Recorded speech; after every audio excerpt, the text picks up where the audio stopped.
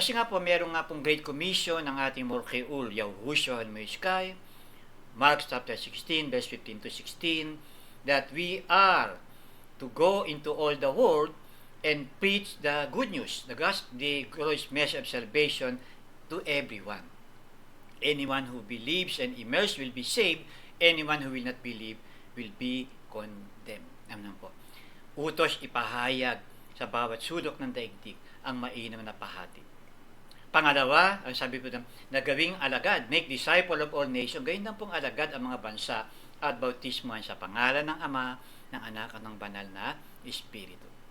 Ngayon po, makikita natin na sa buong mundo, marami ng mga evangelist, marami ng mga tagapagturo ng Biblia, marami nagtatayo ng iba't ibang klaseng reliyon sa buong panig ng mundo, napapamigay ng mga libre, mga Biblia, mga flyers, mga leaflets, mga iba't ibang mga written literature pinapamigay para po maipakalat sa buong mundo ang good news, ang mainam na pahati ng kaligtasan. Pero yung pangalawang utos na bautismo sa pangalan ng Ama, ng Anak at dito po nakakaroon ng mga kakaiba dahil nga po hindi nasusunod yung utos na bautismo sa pangalan ng Ama, ng Anak at ng Banal na Espiritu.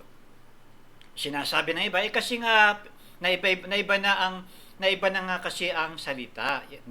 Siyempre, kung anong lingwahe ka, kung English, ang pangalan ng may kapal ay Lord God, pag Tagalog, Panginoong Diyos, pagka sa Bisaya, Ginoo, o pagka yung iba naman Yahweh, Jehovah, yung iba Yahuwah, Yahawa, iba-iba ang pangalan. Sa Mesiyas naman, ang totoong pangalan ni Yahushua, pero pagka in English naging Jesus, pagka naman Tagalog nagiging Jesus, pagka naman Greek nagiging Isus, o Latin Isus din, o Yesu, Isus, sa Muslim Esa. Pero ano ba sinasabi sa Biblia? Ano ba sinasabi sa salita ni Yahuul? Pwede ba nagbanggitin mo, ibahin mo ang pangalan batay sa lingwahe o language na ginagamit? Ilan po ba ang may kapal? Marami ba? Hindi ba isa lang? Di po ba? Ilan ba ang pinanggalingan ng Biblia? Marami bang klaseng Biblia? O Hebrew Bible lang na ang original na pinanggalingan na isinali lang sa iba't ibang lingwahe para maintindihan ng iba? Ngayon po, lagi natin itong sinasabi, tinuturo, para maunawaan natin na nang ihayag ang pangalan, isang lingwahe ang ginagamit noon. Muli po nating reviewin, mahalaga po kasi kaya sabi nga, faith comes by hearing and hearing. Kailan ba ang unang ginamit o inihayag sa Biblia ang salita, ang pangalan ng may kapal? Tetragrammaton, Yod, He, Bab, He. Sinasabi nga po natin, ang susi sa pangalan ng anak o ang hint o susi sa pangalan ng anak ay yung pangalan ng Ama. Bakit? Sabi sa John chapter 5 verse 43, dumating ang anak sa pangalan ng Ama. Kung ano ang pangalan ng Ama, dapat makikita sa pangalan ng anak. Mismo yung mga mananampalataya noon, nung nakasakay sa batang asno ang Mesiyas, ay nagkakamayaw ang mga tao at yung ngayon nga po sinasabi nilang palaspas, binabagayway nila ang palm leaves. Ano sinasabi niya? Baruch haba Holshuam Yahu, pagpalain siya na dumarating sa pangalan ni Yahu. At sinabi din sa John chapter 17 verse 11, sabi doon, Amang banal, pangalagaan niyo po sila. Sino sila? Yung mga mananampalataya sa kapangyarihan ng iyong pangalan, ang pangalang ibinigay mo sa akin, upang sila ay maging isa, gaya nating iisa. Sila na maraming ay maging isa, united, gaya natin, ilan ba natin na iisa? Iisa, bisa ng iisa doon, being united, become one. Amen po. Sabi nga po natin, ang may kapal ay merong iba ang Ama sa anak, iba ang anak sa banal na Espiritu. Isinugo ng Ama ang anak At nang umakyat sa langit ang anak, sinugo ng anak ang banal na espiritu. Amen po. Hindi pwedeng ang ama, yun din ang naging anak, at yun din ang naging banal na espiritu. Amen po. Ba't paulit-ulit, iba-iba? Ibig sabihin, ang ama, sinugo niya yung sarili niya at tinawag niya yung sarili niyang anak. At yung anak, isinugo niya yung banal na espiritu at tinawag niya yung sarili niyang banal na espiritu, pero siya din pala yun. Hindi po. Kaya nga sa Tagalog, Diyos, isa-isang Diyos. Sa English, God, isa lang palang God. Pero pag sa Hebrew, merong ul na singular at merong ulhim na plural. Ay doon makikita ang kaibahan. That as make it. Amen po. Kaya nga sinabi, nung unang binanggit ang pangalan, ang tetragrammaton sa Biblia, sa Hebrew Bible, mababasa po sa Genesis chapter 2 verse 4, ang sabi po doon, gawin natin ang tao na kawangis. Sabi doon, Yahoo Ulhim created heavens and earth. Unang binanggit ang tetragrammaton sa Biblia, sa Hebrew Bible, sa Genesis chapter 2 verse 4, na sinabi, gawin natin ang tao na ginawa ni Yahoo Ulhim ang langit at ang mga langit at lupa. Heavens, bakit heavens? Merong first heaven, yun yung mga clouds, yung second heaven, yun yung outer space, at yung third heaven, nandoon nakaupo si Yahoo, ang kanyang trono sa langit, at doon siya nakaluklok. Amen po. So sa Genesis chapter 2 verse 4 binanggit ang original name. Amen po. Sa Genesis chapter 4 verse 25 to 26, Genesis chapter 4 verse 25 to 26 ay ipinanganak, sabi po doon, sinipingan ni Adan si Eva at nagkaroon siya ng anak niyang lalaki na pinangalan ng Seth. Bakit pinangalan daw yung Seth? Dahil dito para naging kaaliwan na dahil na pinatay ni Cain si Abel, siyempre malungkot si Eva at si Adan. Ngayon nagkaroon siya ng anak na lalaki, ang pangalan ay Seth. At nang si Seth, pagkatapos sa panganak si Seth naman nang lumaki ay nagkaanak ng isang lalaki na pinangalan ng Enos. Ano pong kahalagahan nito, yung Genesis chapter 4 verse 25 to 26? Sabi po dito, so matapos ipanganak ni si Enos, they began to call on the name of Yahweh. So sinimulan tawagin ng mga tao ang pangalan ni Yahweh. Genesis chapter 4 verse 25 to 26. So, siyempre po, dumami ang mga tao. Ngayon, makikibabasa po natin na dahil naging wicked ang mga tao, nagalit si Yahweh, kaya inutusan niya si Noah na magtayo ng daong dahil nagugunawin niya ang mundo. Kaya ano po nangyari? Nung matapos na yung daong, tapos sa timing ni Yahweh, inutusan niya si Noah at ang kanyang asawa, kasama niya ang kanyang tatlong anak na lalaki, si Shem, si Japhet at si Ham, kasama yung kanyang asawa. Ilan po sila? 8. Nung pumasok ang 8 sa daong, doon sa tinatawag na ark, at tapos kasama ng iba't ibang klase ng mga hayop na by pair, babae, lalaki, nung isinarado na ang daong, ay binuksan na ni Yahweh ang mga pondohan ng tubig at bumaha ng manapakalalim, lumubog ang buong mundo, namatay Yahweh ang mga tao, maliban lamang sa 8 katao na pinapangunahan ni Noah. Amen po. So pagdating sa Genesis chapter 8 verse 15 to 17, so, di ba, Genesis chapter 2 verse 4, doon unang binanggit ang pangalan ni Yahweh sa Hebrew Bible. Sa Genesis chapter 4 verse 25 to 26, pagkapanganak kay Enos, doon nagsimulan tumawag ang mga tao sa pangalan ni Yahweh. Sa Genesis chapter 8 verse 15 to 16, namatay Yahweh ng mga tao.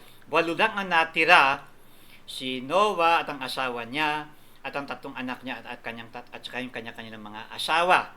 Kaya 8 yun. At mababasa po natin sa Genesis chapter 8 verse 15 to 17, patay na lahat ng mga tao, binuksan na ni Noah ang arko at lumabas na sila. They come out of the ark. Si Noah at yung 8 silang survivors ng great flood, at lumabas na pati mga hayop, lumabas na doon sa arko. Genesis chapter 8 verse 15 to 16. Amnan po. So ngayon, siyempre, 8 na lang tao natira. So sila ngayon ang siyempre nag-asawa sila, nagkaanak si Adan, nagkaanak pa uli si Noah, nagkaanak saka si Ham, si Japet at saka si Shem, nagkaanak sila, dumami ang kanilang anak hanggang mababasa po natin sa Genesis chapter 11 verse 1. Ano po sabi doon? The people has one language and common speech.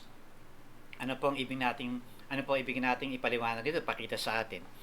So, sa kapanahunan ni Adan at ni Eva, kinakausap sila ni Yahweh. Tapos, dumami ang mga tao, kinunaw ni Yahweh sa pamamagitan ng malaking baha, great flood.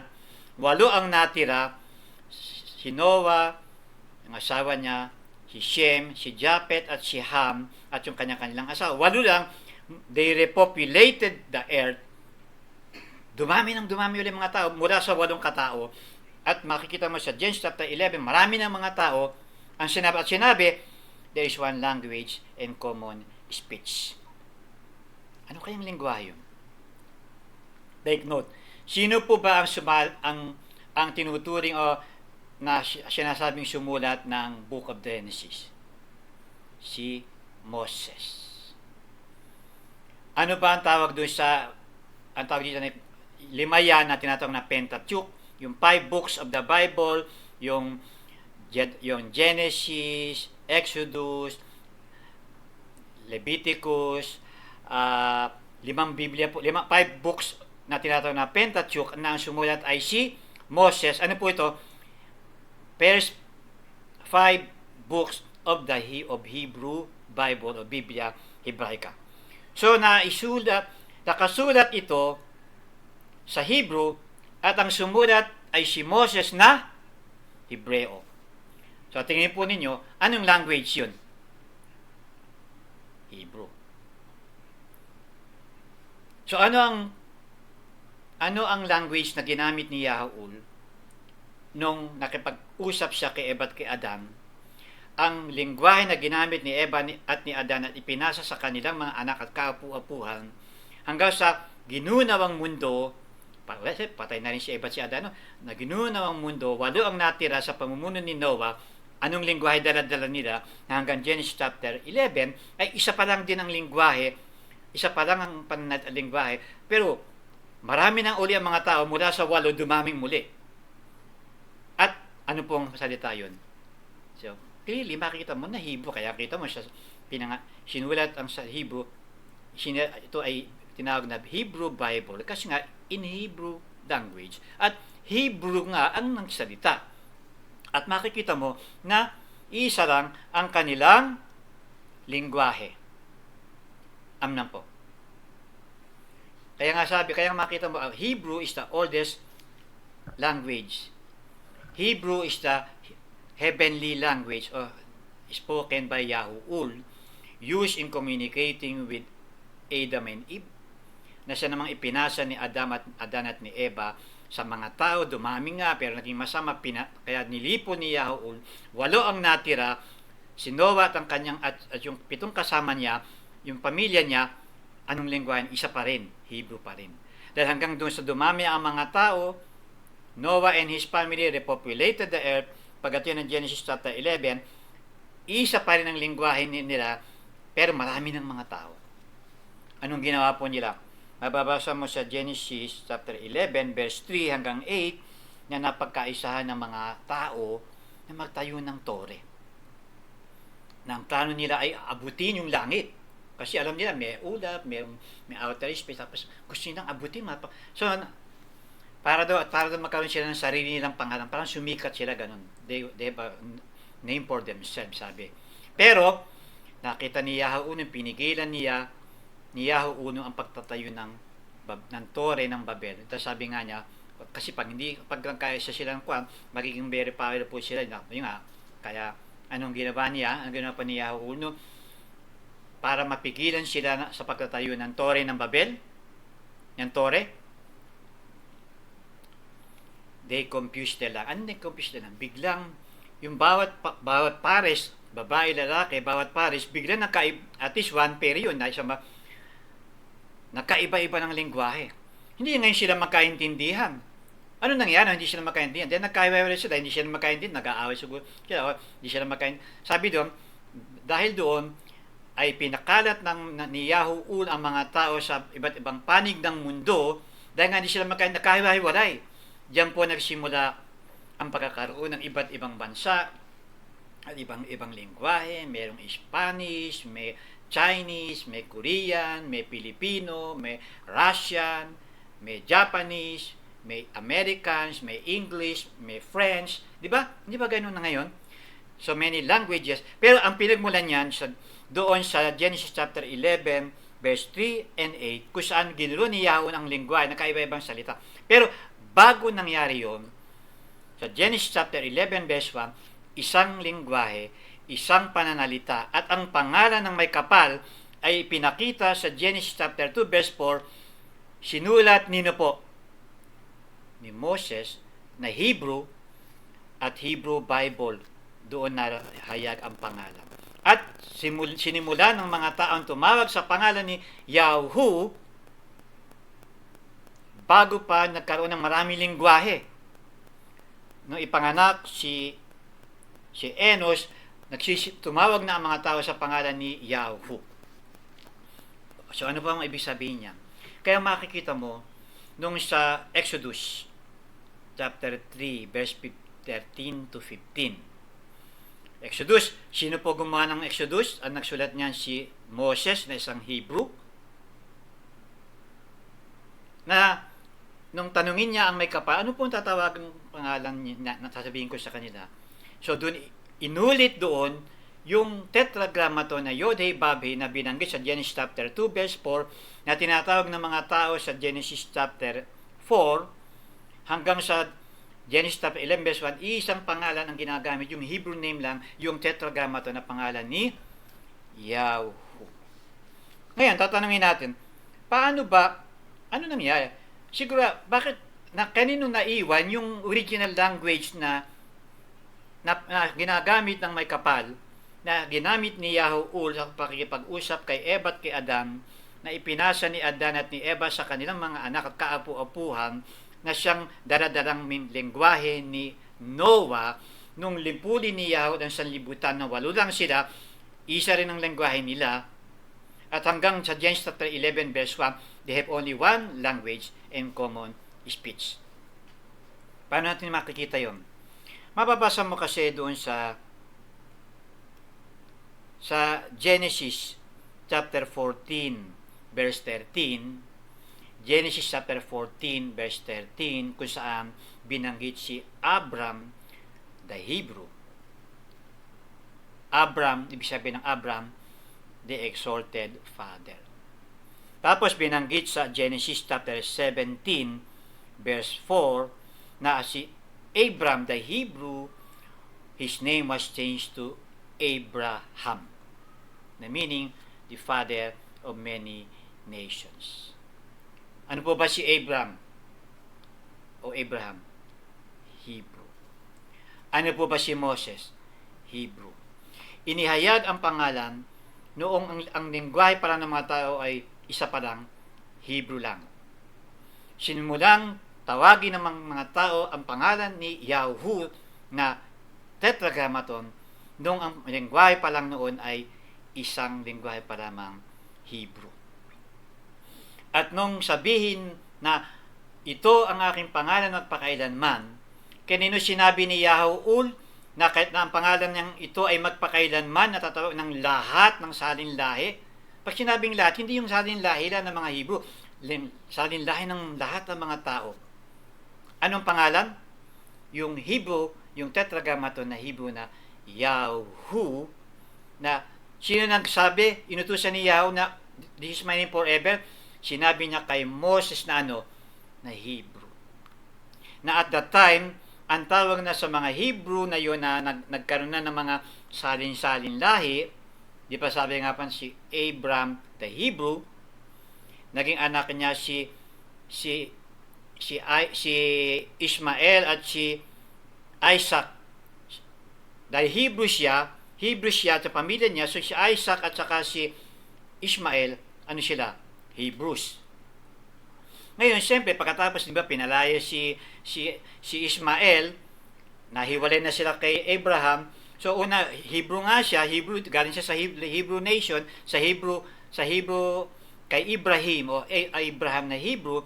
Ngayon, nagkaroon na siya ng 12 tribes din, dumami sila, kaya naging siya na tinatawag na Ishmaelites. Di ba, alam niyo si Ishmaelites, yung kung saan ibinenta ng mga kapatid, ng mga anak ni Israel, yung 12 sons of Israel, binenta nila yung kapatid lang si Joseph sa mga Ishmaelites. Di ba? Sabi, di ba? Makita po na. Amnan po. So, Hebrew, Abraham, the Hebrew. So, nagkaanak siya, si Ishmael at si Isaac, Hebrews pa rin sila.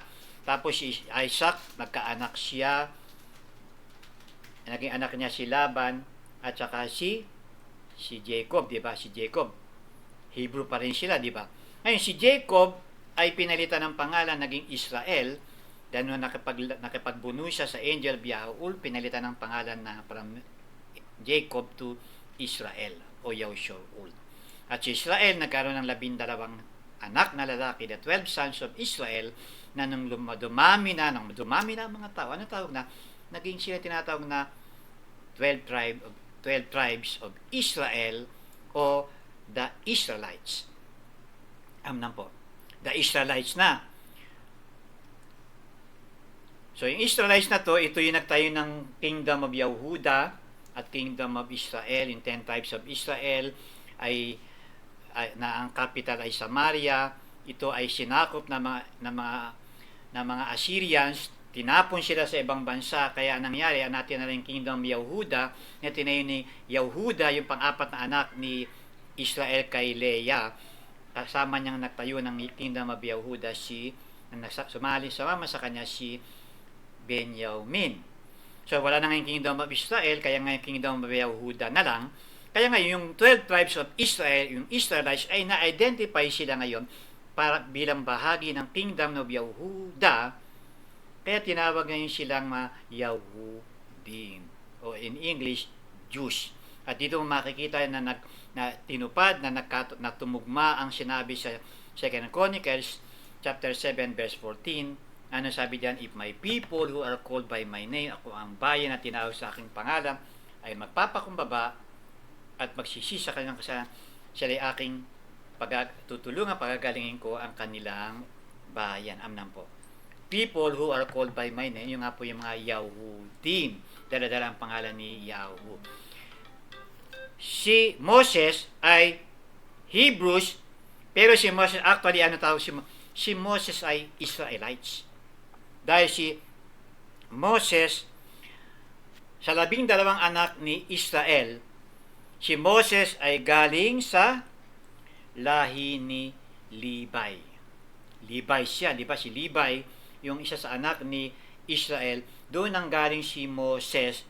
Siya ay Israelites, at siya Hebrew siya, Hebreo siya, pero ang dulo niya sa Israelites, o siya din tinatawag na Yahudi.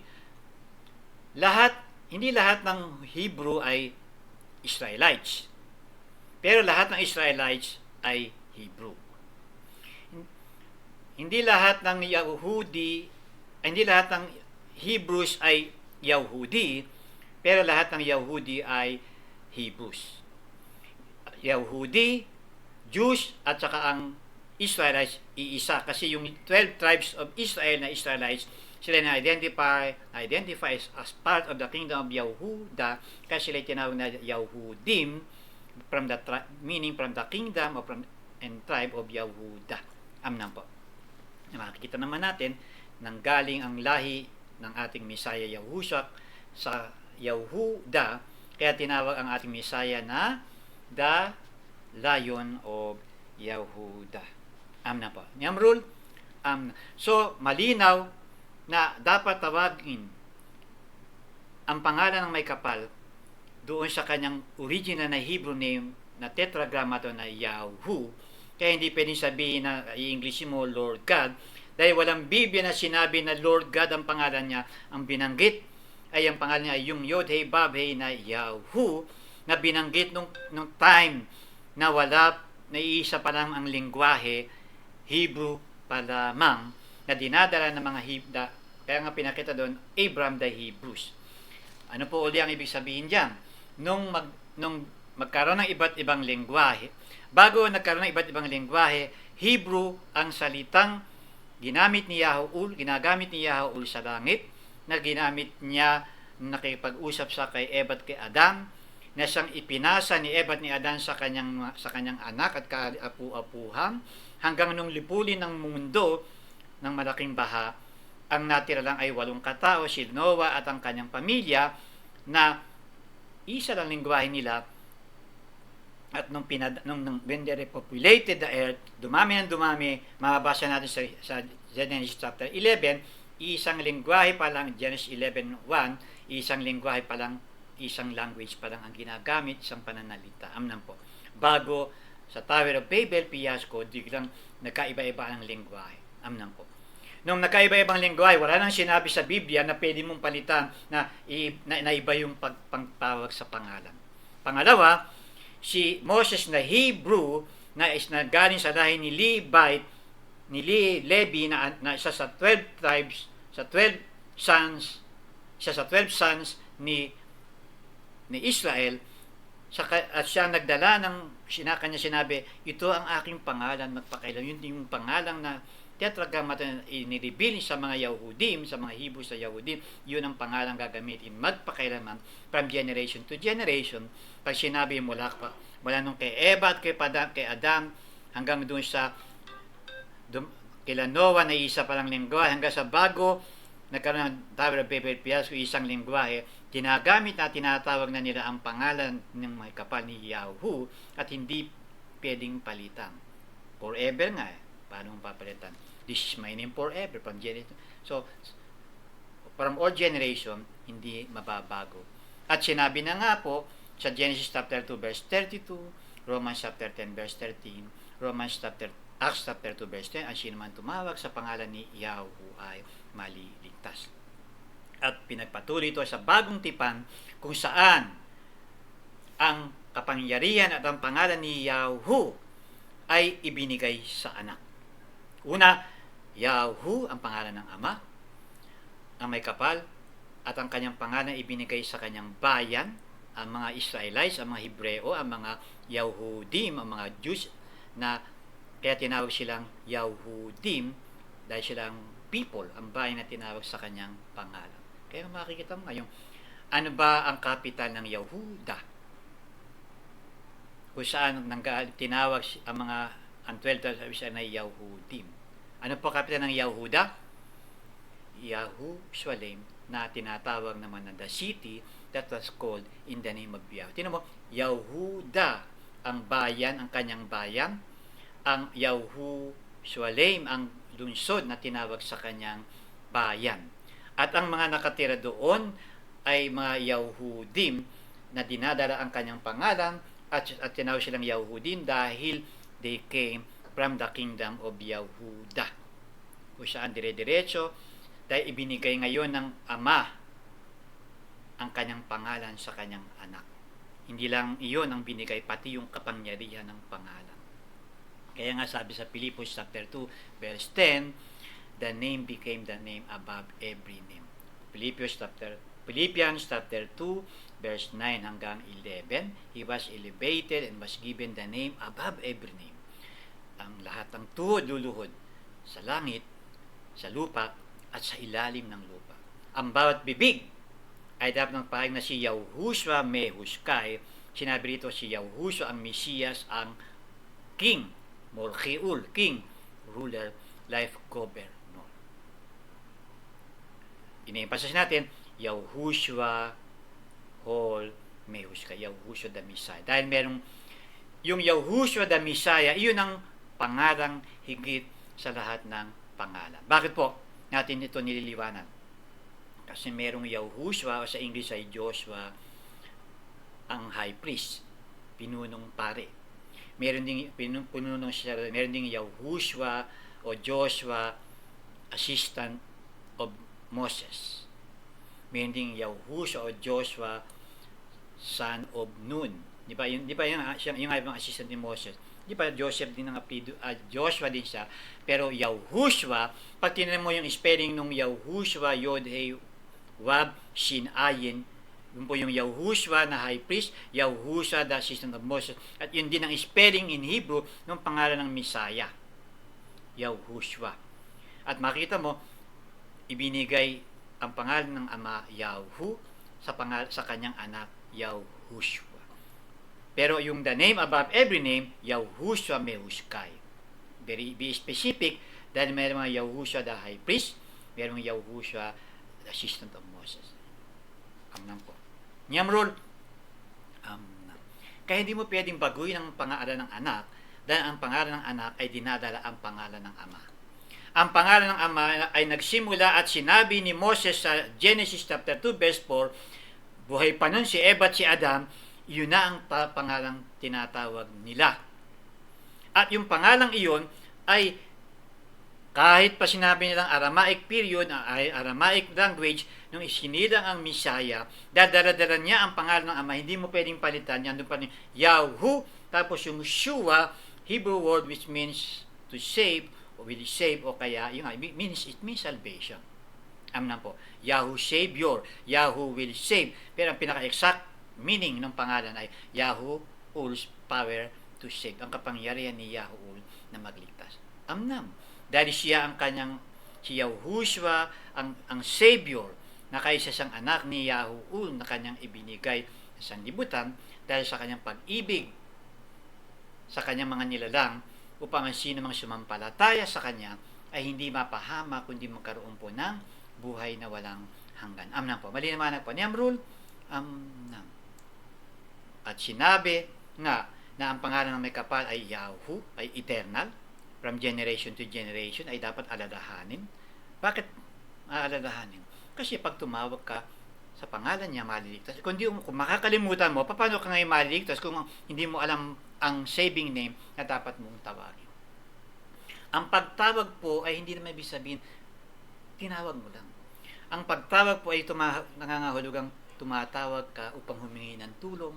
Yung po sinasabing dumadalangin ka sa Kanya para pagalingin ka, para pagpalain ka, para tulungan ka na malutas ang iyong problema, pinansyal, espiritual, o may sakit, karamdaman, para tumanggap ng kagalingan.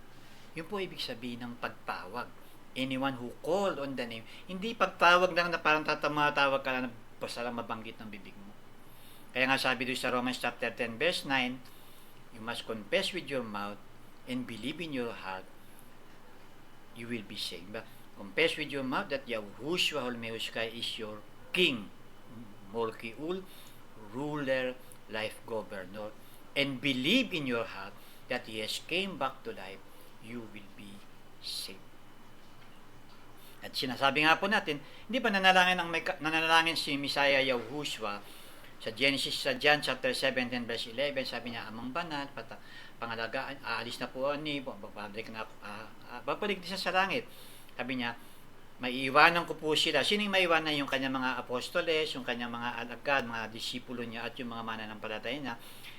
Ang hiniling ko po sa inyo, Holy Father, protect them by the power of your name, the name you gave me. Kaya nga yung pangalan ng Ama, na yung ibinigay sa anak, yung pangalan ng anak ni Messiah, Yahushua Mehushkai, ay naging pangalang higit sa lahat ng pangalan. Paano nangyari? Kaya makita mo, sabi sa Marcos chapter 16 verse 16 to 18, ito ang tanda. Sabi, ang sino man sumampalataya ay at mabautismoan ay maliligtas, ang hindi man sumampalataya ay parurusahan. Ito ang tanda ng mga sumasampalataya kay Yahushua. Ito yung katuparan ng panalangin ng Misaya na Amang Banal, pangalagaan niyo po sila sa kapangyarihan ng iyong pangalan ang binigay mo sa parang ang bawat sumasampalataya kay Yahushua, they can cast out demons. Kapalay sila ng mga demonyo. Sa pangalan ni Mulkiul Yahushua Meoskay. Pagsasalita sila sa iba't ibang wika. Makikita mo nang bumaba ang banal na espiritu, ang Ruka Yahushua sa mga disipulo niya, around 120 persons, believers, nung the day of the Pentecost, pinapuspos sila ng Ruka Yahushua at sila nagsalita sa iba't ibang wika.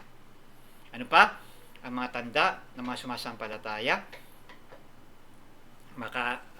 dumampot man ng ahas o matuklaw ng ahas, katulad na nangyari kay emisary Shaul, kay Pablo, natuklaw ng ahas na makamandag, hindi siya tinablang. O kaya mamakain mo daw po na nakakamatay na lason, hindi siya mamamatay, hindi siya tatablang. At yung mga may sakit na mapatungan ng kanilang mga kamay ay tatanggap ng kagalingan. Nangyari po yun, amnam po. Kaya makikita mo, pag binasa mo ang New Testament, yung lahat ng himala, ng mga pagpapagaling, mga bulag na nakakita, ang pipi nakapagsalita, yung bingi nakarinig, yung lumpo nakalakad, yung dinudugong babae ng matayang panahon, gumaling, at meron pang patay na, muli pang nabuhay sa kapangyarihan ng pangalan. Kasi sabi, lahat ang tuhod-luhod eh. Kahit yung espiritu ng yung kamatayan, tumuluhod. Pag sabi ni Yahweh, nabubuhay yung patay. Amnan po. Niyamrul, sa kapangyarihan ng pangalan. At ang pangalang iyon na dinadala ng anak na ginamit ng mga hindi yung Yahushua, hindi yung Yeshua, dahil yung hindi naman ang pangalan ng may kapal, kundi Yahu. Hindi ang pangalan ng may kapal, kundi Yahu, na binanggit at ginagamit, tinatawag na nila sa kapanahon ng Eva at ni Adan. Bakit mo ngayon papalitan mo ngayon yung pangalan ng papalitan mo yung pangalan ng ama ng may kapal dahil kung muna pinanganak ang Mesiyas sa Aramaic period?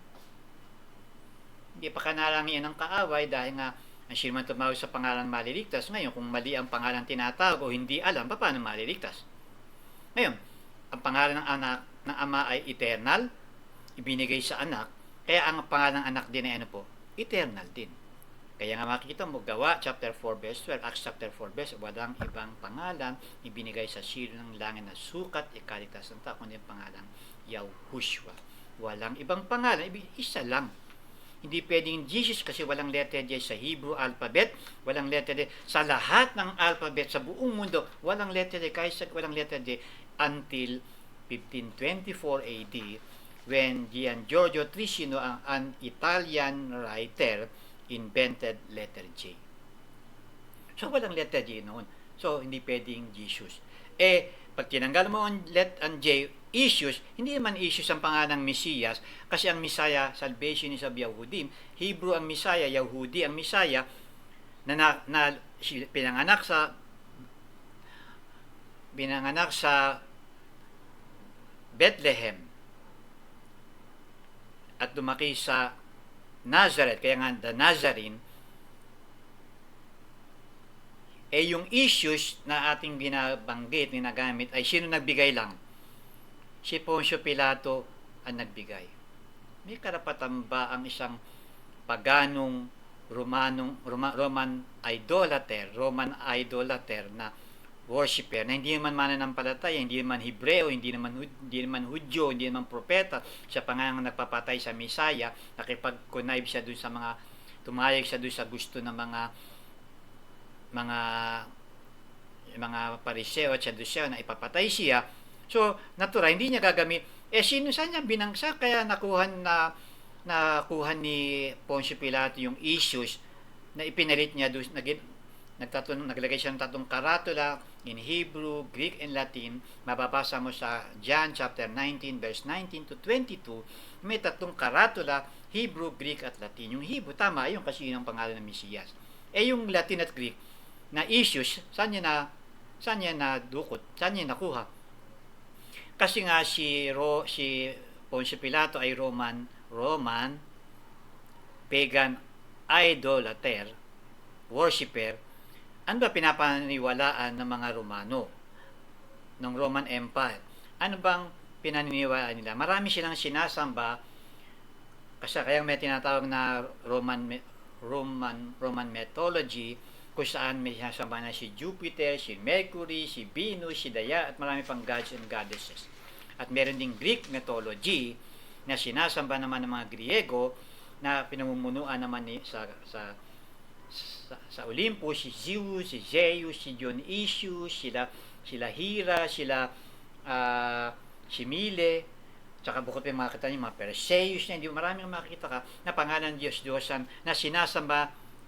Bukod sa mga Greek mythology, sinasamba rin ng mga Romano si Zeus o Zeus sa Greek mythology, si Dionysius. So, dahil ginawa ng Greek, inilagay niya yung sinasamba niya sa Greek mythology, sa Greek na si Isis. Pero makikita mo, ginawa niyang Latin, hindi si Jupiter ang inilagay niya. So, yung nilagay niya, Isis pa rin. At yung Isis na yan na Greek mythology na sinasamba ng mga Romano, ng mga Pagano at ng mga Griego, yun ngayon ang kinopya ng mga writers, yung mga nagsari ng Biblia, ang kinopyang tunog ng pangalan, yung Griego, hindi yung Hebrew na original. Na sinasamba ng mga Pagano, ng mga Griego, at saka ng mga Romano, sa Roman Empire. Amnan po. Yun po ang katotohanan. At makikita mo naman na inihula iyan ni Propeta Jeremiah. Jeremiah sa Hebrew po ay Yarmi-Yahu.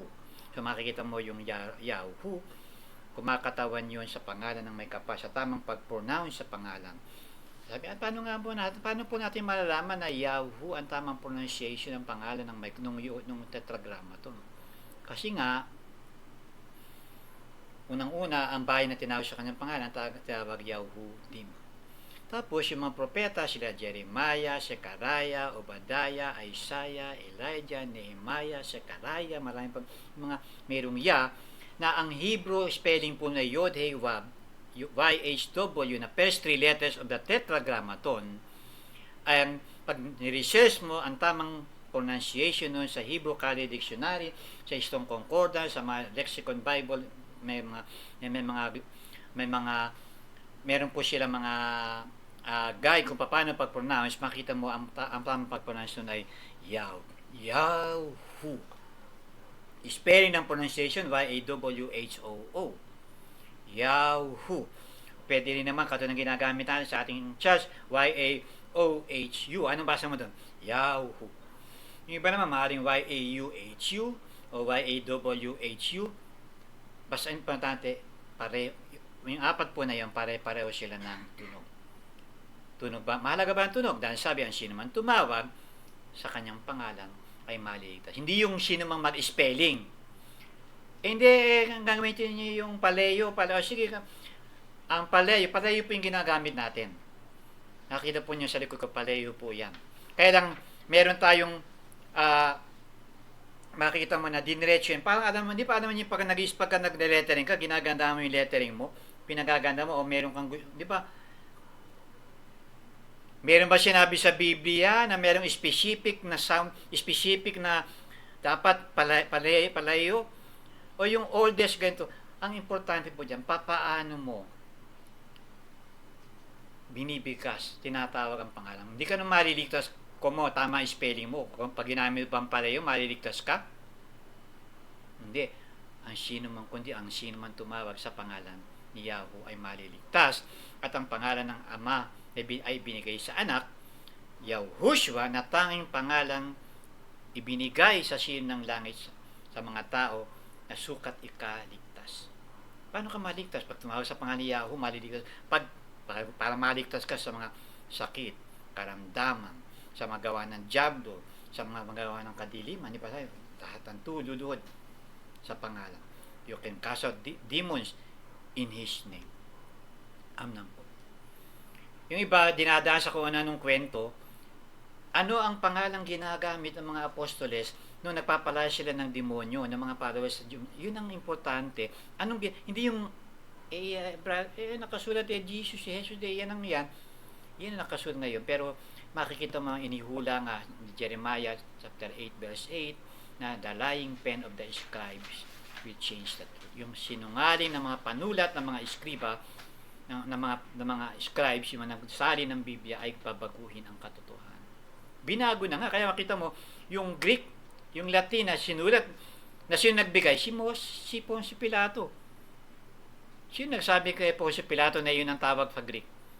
Bakit Greek ba ang Messiah? Hindi po, Hebrew. Ang salvation sa Yahudi, bakit ginagawa mo?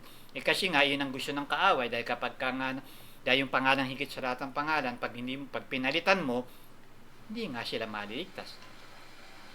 Bakit po nakapagpapalay ako sa pangalan ni Jesus? Ganun nga. Kung alam para manibala ang mga tao at magoyo sila ng mga tao, ang gagawin ni Satan. O yung mga evil spirit of issues. O sige, pag narinig niyo yung issues o Jesus, susunod kayo para makita nila na kunwari yan ang totoong pagkapagligtas. Para hindi natawagin yung tama, dahil pag yung tama, yung Yahuul at Yahushua ang ginamit ng mga sumasampalataya, tiyak, wala silang ibang magagawa kundi lumayas, kundi sumunod. Dahil sila dapat lumuod at sumunod sa pangalan na yun. Sa langit, sa lupa, at sa ilalim ng lupa. The name above every name. Nanginginig pa. Kaya nga sabi sa ating mga sumasampalataya, resist the devil and he will flee from you. Labanan nyo ang diablo sa kapangyarihan ng pangalan at sila'y tatakbo. Sa kapangyarihan ng pangalan, ng salita ni Yahuul at ng blood of the Lamb. Blood of Murchiul Yahushua Hol. Amnam po. Niyamrul. Amnam. Ito po ang katotohanan na makapalaya sa bawat isa. Truth is truth and there is no substitute po. It's sabi na. Amnam po. Walang ibang pangalan. Isa lang. Hindi mo gawing doble. Ganun nga gawin ng doble. Para nga naman, pag ginamit mo yung mali, di kaligtas. Siya nagsabi, yung Biblia. Pag tumawag ka sa pangalan, maligtas ka. Kung ibang pangalan tinatawag, maliligtas ka ba? Ang pangalan ni Yahoo at ang kanyang kapangyarihan na ibinigay doon sa pangalan ng anak na Yahushua, Holmeus, kaya nga naging pangalan higit sa lahat ng pangalan. Amnam po. Naunawaan po, Niyamrul, Amnam, no other name. Walang ibang pangalan. Acts chapter 16, verse 31, believe in Yahushua, you and your family will be saved. Panimpalataya kay Yahushua, ikaw at ang isang bayang ay maliligtas. John chapter 1 verse 12, ang sino mang tumanggap, nilibat sumampalataya sa kanyang pangalan, ay binigyan ng karapatang maging anak ni Yahuwah. Hindi ko mo nagdadasal ka ng ama namin, tumatawag ka ng ame, ibig sabihin, automatic anak ka na niya. Halimbawa, yung isang tao ba, pag nakita mo sa diyan, Daddy, tatay, kung pa tinawag mo siyang tatay, sasabihin, ay anak na kita, bakit? Kasi tinawag mo akong tatay, kaya anak na kita, hindi po ganun. Ang sabi sa John chapter 1 verse, ang sino mang sumampalataya, tumanggap, ay binigyan ng karapatang sumampalataya sa kanyang pangalan, naniwala. Ano ba pangalan niya? Yahushua. Anong meaning ng Yahushua? Ang kapangyarihan ni Yahweh na maligtas. Naniniwala ka ba na si Yahushua ang kapangyarihan ni Yahweh upang maligtas? Amnam. At tinanggap mo ba siya bilang tagapamuno, tagapagligtas sa iyong buhay? You confess that Yahushua Meshka is your king, ruler, amnam po. Sumampalataya ka ba na siya'y nabuhay na maguli? Amnam po. Sa ngayon, ikaw ay maliligtas. Naniwala ka na si aminin ni Yahushua ay kapangyarihan ni Yahweh na maligtas? Amnam po. Kaya sabi, ituturing kanya na isa sa kanyang mga anak. You will be given the right to become Yahweh's children. Amnam po. Kaya ano bang sabi ni Pedro? Kapos ni Pedro sa mga gawa, kapitulo 2, versikulo 38, Acts chapter 2, verse 12, di ba? Sabi doon, magsisi kayo, repent every one of you sa inyong mga kasalanan. Magsisi kayo sa inyong mga kasalanan at magpabautismo sa pangalan ni Yahushua Mehushkai. Bakit kailangan magpabautismo sa pangalan ni Yahushua Mehushkai? Para sa kapatawaran ng mga kasalanan. Paano kung Jesus ka nagpabautismo, maliligtas, mapapatawad ka ba? Hindi, bakit? Ang meaning ng Yahushua, He will save His people from their sins, sabi sa Matthew chapter 1 verse 21. Yung Jesus, si Jesus, si Diyos sa'yo ng mga Griego Maliligtas ka ba dun? Ang sabi nga sa Deuteronomy chapter 18 verse 20, lagi natin sinasabi, may sabi sa Deuteronomy chapter 18 verse 20, if a prophet, kung isang propeta ay mangaral sa pangalan ni Yahweh, una, hindi naman siya inuutusan, ibig sabihin, ang tinuturo niya, false doctrine, false teachings, or ang isang propeta na nangangaral sa pangalan ng mga Diyos-Diyosan na huwad na may kapal, ano sabi doon? They shall be put to death, paparusahan ng kamatayan. Yan po ang katotohanan. Pag nagpahayag ka tinuturo mo nga ang Biblia, pero sa pangalan ng mga Diyos-Diyosan, ano sabi doon? You will be punishable with death. Bakit po? Alam naman po natin na si Yahuul ay Yahuul Kana. Ano po ba yung Kana? A jealous ul. Seloso. Sabi niya, I will never share my glory to any graven images or any idols. Hindi niya ihahatian ang kanyang kaluwalhatian sa mga Diyos-Diyosan, sa mga peke o huwad na may kapal. Di ba inutos? Never mention the name. Yung sabi na, huwag babanggitin ang pangalan ng mga Diyos-Diyos, ang nangyayari, hindi lang binabanggit, kundi ipinalit pa sa pangalan niya. Di po ba? Di ba yun ang katotohanan? Ngayon, kaya nga po pinapaalala natin yung mga evangelists, Bible teachers, o sige, sabi natin Bible pastors, o hindi natin ginagamit yung pastor kasi po pastor. Pay sa Hebrew ay mouth, saturo, star ay satir, isa po ito pang Hebrew name ni Lucifer. So pay satur, pastor, pay is mouth of Satan, mouth of Satur. Pasintabi po doon sa mga gumagamit ng pastor ng mga genuine believer, kailan di pa nila alam, pero yun po kasi ang katotohanan. Paano nangyari na dinaya ng kaaway ng ginamit niyang, ang tawag niya sa natututo ng Biblia, pastor o pastor, na ibig sabihin ng meaning sa Hebrew ng pastor, pastor ay mouth of Satan, mouth of Lucifer, mouth sa Satur. Pasensya na po, pasintabi po, pero kasi kailangan nating sabihin na, kailangan yung must be frank, kailangan maging direkta, kasi kami, kundi kami tinuruan ng leader namin na hindi pwede mo iba yung Jesus, yung si Jesus ay Diyos-Diyosan, si Yahushua ay totoong tagapagligtas. Kundi sinabi sa amin ganun, baka nga ngayon may ginagamit para namin yung Jesus. Yung iba dyan, nandun po ako sa Israel, 10 taon po ako sa Israel meron ako nakasyaran ko, taga South Africa, nag-graduate siya ng Bible School sa Africa, nagpipreach siya doon. Naniniwala daw siya na ang totoong pangalan ay yung Yahushua. Alam daw niya na yung issues ay hindi yun ay Greek name. At yung letter J ay wala namang letter J talaga kasi nagkaroon man letter 1,500. Pero hindi daw siya makapaniwalang mali din daw yung Jesus. Tama din daw yung Jesus siguro sa tingin niya kasi daw nagbago daw siya nung J Jesus pa. Step lang iniyahaw ulo. Kahit ako marami ang pagbabago ang naranasan ko devoted katolik dati nagro-rosary ako, naglilito ako sa mga antakusa. Pero ibig sabihin nung malaman king katotohanan sa favor ni Yahweh uno yun. So, siyempre yung hindi mo kasi natin pwedeng talikuran yung mali kung parang kung sinasabi pwede rin yun. Meron pa tayong kakilala dyan. So, naniniwala siya na tama rin daw yung Jesus kasi daw nagbago siya. Hindi, ang nagbabago sa atin yung salita. Pero pagdating sa kaligtasan, yung pangalan. Salvation is in the name. Pag sinabi mo bang Yahushua, mababago na yung pagsisinungaling mo. Hindi ba sabi, nung pakinggan mo yung turo na ang walang sinumang sinungaling ang papasok sa kaharian ng langit. Diba? Na dapat daw ay maging mapagpakumbaba ka dahil sinasalamat niya ang pagpakumbaba, binibigyan ng maraming, sinasalamat niya ang mga mayayabang, binibigyan ng maraming pagpapala ang mapagpakumbaba. So, nung marinig natin yung turo sa Biblia, yung teachings, doon tayo binago, pero pagdating sa kaligtasan, yung pangalan. Pero ang power, siyempre, ang Ruka Yahushua ay kumikilos na mightily pag ang ginagamit mo, yung talagang totoong yun kasi ang original, yun talagang totoong pinangalan. Pero dahil nga binabantay ni Yahweh yung salita niya para magkabisa, kaya kahit na Jesus pa ginagamit niya, kaya dahil sinusunod niya yung turo, nababago siya. Di po ba? Kasi kahit naman ang isang, halimbawa, sugalero, masamanta, pag sinunod niya yung turo sa Bible, kahit mali yung pangalan, mababago siya yung unti-unti. Bakit? Kasi sinunod niya yung turo eh. Pero yung teaching, yung talagang mababago tayo ng totohanan at masasave tayo, salvation is in the name. Anyone who will call on the name of Yahweh will be saved. Walang ibang pangalan na ibinigay sa sinunod na sukat at santa, kundi ang pangalang Yahushua, the name above every name. Ang kaligtasan ay matatagpuan sa pangalan. Amnam.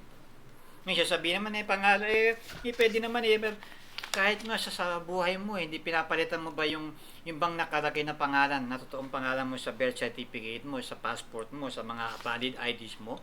Pwede mo bang palit-palitan yan? Teka, nasa Amerika ako ba? Nakalagay nga sa birth certificate mo, Pedro Penduko. Kung mo ba pumunta ka sa US, pwede mo palitan yung ID mo ng Peter? Yung passport mo, yung ID mo, pwede mo palitan ng... Hindi ba? Dapat ngayon sasabihin mo ngayon, kaligtasan, spiritual yan. Basta, kaligtasan na nakataya din. Pangalan niya ng may kapal na may gawa ng langit at lupa. Amen po. Naunawaan po? Niyan po. Amen. Alam naman po natin sa tulong ng Ruka Yahushua, naunawaan natin ito. Kaya lang dapat natin ini-emphasize. Bakit po? Para maging fully persuaded po tayo.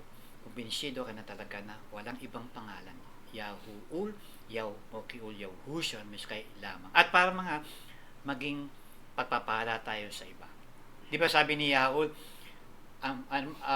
ikaw, Abraham, di ba sabi ang magpala sa iyo, pagpapalain ko, ang sino mang sumumpa sa iyo ay susumpahin ko. Di ba sabi nga, yun ang pangako yun ni Yahuul kay Abraham, at sa lahat ng mga mananampalataya na gaya ng faith ni Abraham. Kaya nga sinabi, Father of many nations, hindi lang sa Hebrew people, hindi lang sa Israel si Abraham, kundi sa lahat ng mga tao na naniniwala sa Biblia at naniniwala kay Yahuul at sa kanyang Misaya, Yahushua. Amnam po. Niyam rule, amnam. At sabi doon, ikaw, Abraham, you will become a favors. Magiging pagpapala ka sa iyong kapaligiran. Ganun din po tayo. Alam natin ang katotohanan. If you know the right thing about Yahushua, speak right up so the people will know. Magsalita tayo, mag-invite ka, mag-share ka ng link ng ating FB Live, yung evangelism natin. Yung nga po, meron pa rin mga parating, si Ahot, Yaudi Kabatos, nagtuturo din po siya ng evangelism, yung mga tungkol sa salita ni Yahuul, nandiyan din po si Marlon Dorias, andiyan din po si Yahab Ohabul, at yung iba pa mga kapatiran natin na nagtuturo o nag-share ng Yahuul. Suportahan po natin, i-share po natin, i-like, i-follow, tsaka i-share. Amnan po. Tulungan natin. Kaya nga, may kanya-kanya tayo, na ang pagka-sineshare mo yun, pinapalo mo yun, nakakatulong ka para lalong marami pang makaalam ng katotohanan. Kasi pag pinalo mo yun, yung mga friends mo, mag-a-appear kasi yung mga pinalo mo nito sa yung FB o sa yung YouTube o gano'n. Kaya nakakatulong ka rin sa pagpapahayag ng glorious message of salvation, di ba? Utos sa atin yun, Great Commission. Preach the glorious message of salvation in every corners of the earth, di ba? At saka yung to make disciple of honest baptized, immersing in the name of the Father and of the Son of the Holy Spirit. Ang Father, Yahuul, ang anak, Mukul Yahushua, Meshkai, at ang Banal na Espiritu, Ruka, Yahu. Amnam po. Niyang rule, amnam. So marami sa iba't ibang pagkakataon, much is given, much is required. Yung iba may kakayahang mag-preach, magpaliwanag maayos. Ikaw naman, kung anong kakayahan mo, mag-share ka, mag-invite ka, magbigay ka ng flyers, yun ang kakayahan na binigay sa iyo, yun ang gampanan mo. Kung ano yung kakayahang binigay sa iyo, yun ang iyong gamitin for the glory of Yahweh. Amnam po. Malinaw na po, niyang rule, amnam, we amna. Yung hindi pa nakakaalam, hindi pwedeng, sincere naman po pwedeng sincere, pero sincerely wrong. Sabi sa Hosea 4:6, my people are ruined for lack of knowledge. Ang bayan ko ay napahamak dahil sa kakulangan ng kaalaman. Sabi sa Leviticus, mayroon pa sa verse sa Leviticus chapter 5, sabi doon, ang sino mang lumalabag sa kautusan ni Yahweh kahit hindi niya alam, siya ay mananagot at papaparusahan. He is still guilty and will be held accountable. Ibig sabihin, ignorance of the law excuses no one. Paksaking batrong nga, nakakagulat pero totoo. Di baling ma-surprise ka na ngayon na mali pala yung tinatawag ng Diyos ang pala si Jesus, si Lord God. Kasi naman sa yung doon nakaharap harap na sila kay Yahweh, no, malalaman nila mali pala, wala nang balikan, wala nang solian yun, kasi a man is appointed to die once and after that judgment. Pag namatay ang tao, tapos na yung kanyang judgment. Mari ngayon, lahat ng mga patay ay natutulog. Pero, pagising nila, parang kanina lang sila namatay, tapos ngayon, judgment na. Amnan po, ganun yun. Diba, sabay-sabay bubuhayin. Amnan po. Niyang rule, pero tapos na. Wala nang habol pagpatay na ang tao. Yung kanyang, natapos na yung judgment. Amnan po. Niyang rule, yun po ang katotohanan. Sabi nga sa John chapter 8 verse 2, you shall know the truth and the truth shall set you free. Amnan po. Niyang rule, nga po, sabi nga din po, binabasa natin yung doon sa Revelation na yung tukod doon sa nasabi sa mga Church of Philadelphia, bagat mahina ang kanyang kakayahan, maliit ang kanyang kapangyarihan, kakayahan niya, pero nagtiwala sa kaya, ulang sabi niya na at sinunod mo ang aking kautusan, ang aking mga turo, at hindi mo tinakwil, you never deny my name. Kasama po palagi yung pagsampalataya doon sa ginawa at yung pangalan ng gumawa. Amnan po. Hindi pwede sabihin mo, naniniwala naman po ako na yung may kapal, naniniwala po ako doon sa anak. Bakit ibang pangalan tinatawag mo? Malino na sinabi ang pangalan niya. Kaya nga, 6,828 times sinulat yun sa Biblia. At yung pangalan na yun ang ibinigay sa anak. Ba't ngayon papalitan? Ba't babaguhin? Ngayon, kahit di mo alam na mali yung ginagawa mo, accountable ka pa rin. Kaya sabi mo, people are will win for lack of Nyam rule, amnam. So, ang panalangin po natin na patuloy po nagbigyan liwanag ng Ruka Yahushua, ang mga katotohanan tungkol sa kanyang pangalan na dapat nating ipahayag kasabay na pagpapahayag ng mainam na pahati na siya'y namatay, muling binigay ang kanyang buhay, na buhay ng maguli, na ang siya'y sumampalataya ay maaalis, ay all things have passed away, all things become new na, bago na lahat, sa bagong buhay, kapiling ni Morkul Yahushua Hol Meyuska. You are a new creation, bago nila lang na tayo.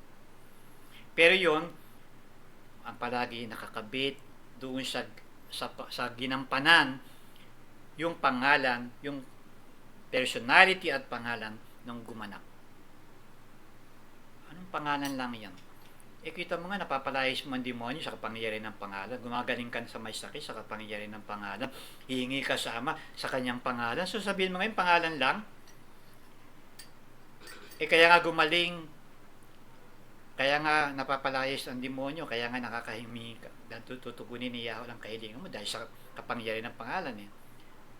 Amnang po niya mo, this is the truth that will set everyone free. Niyam rule, amnang.